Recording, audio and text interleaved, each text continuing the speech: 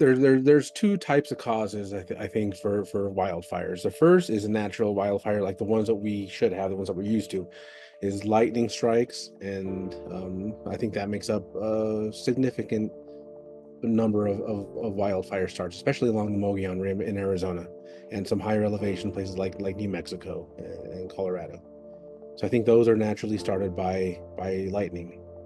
But I would say if you look into the numbers, it's probably 90% of wildfires that the Forest Service responds to. It's almost all of them.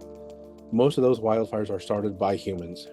So it's people are negligently dragging their chains while they're driving down the highway. They throw sparks, and that spark takes off and embers, and all of a sudden you have a fire. Uh, Other ones is when you have people camping. They'll won't put out their they won't put out their campfire, and that takes off and that burns.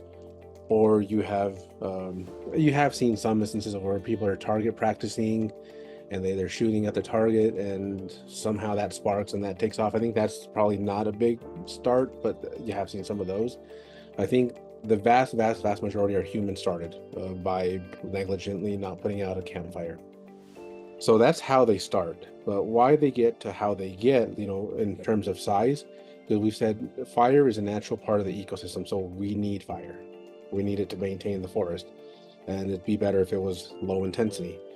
But what happens is now we're getting into the era of climate change. So we have drier summers, we have drier winters.